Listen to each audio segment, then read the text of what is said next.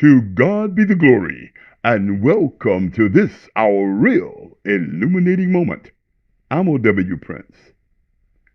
This is a segment that I would like to call Real Truth. Real Truth. Not everyone can handle the truth. So hold on to your seats and brace yourselves for some uncomfortable truth.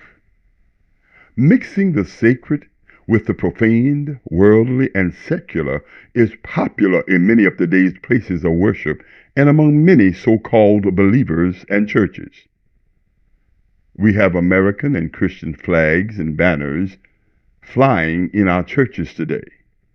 We are surrounded by pagan crosses and emblems and idolatrous images in our churches of today. Every kind of wicked spirit and twisted creature and practitioner of immoralities and perversions are found in leadership and shepherding positions in the churches of today. The history of pedophilia and sexual molestation of children in the Catholic faith is evidence of this. The extensive history of chattel slavery by professed Christians is evidence of the lack of moral consciousness in the Christian church today.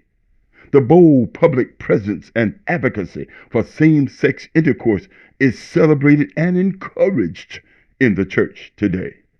The merging of the world with what is supposed to be sacred is nothing new today.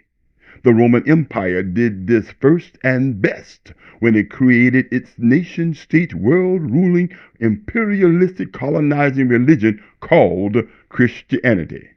Now the beast has replicated itself and has become self-perpetuating. Almost everywhere we look today, we can find religions and churches, pastors and ministers that are practicing some form of worship and doctrine that the Most High Yahweh, the righteous sovereign creator, hates and despises. As it is written, there is no one righteous, not even one. There is no one who understands. There is no one who seeks after the righteousness of God to love and obey him. All have turned away. They have all together become worthless. There is no one who does good, not even one. All have decided to practice what seems right in their own eyes. Read the scriptures. It's in there. Their pastors are blind, and they all are without divine knowledge.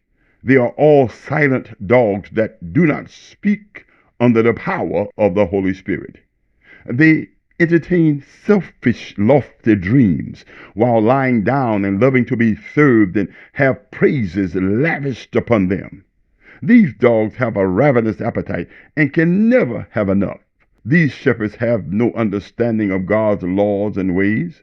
They have all turned to their own ways and their own theologies and rituals of worship for the purpose of wealth building and material gain, for glamour, glitter, gold, worldly relevance, and financial grandeur. You can say whatever you would like to say and believe whatever you would like to believe, but the church of today ain't God's assembly of repentant, called out, baptized, Holy Spirit, gifted, obedient lovers of God and lovers of his commandments as the authentic followers of Yahweh were. No, the church of today is not the assembly of God. The end time is here, and Satan's deception of the world is so thorough that perversions and witchcraft are taught as gospels of faith and salvation, and demonic spirits and immoral souls are applauded as religious and social leaders. Run away from all of them and save yourselves from this sinful generation. Repent, die to your own religions and ways, and return to Yahweh and be submerged, buried in a liquid grave, every one of you, in the authority of the Lord's anointed Lamb for the pardoning of your transgression against the Father's law, so that you may receive the gift of the Spirit of holiness, who will teach you all things pertaining to holiness and eternal life. Again, I say to us, repent, and to God be the glory. Repent,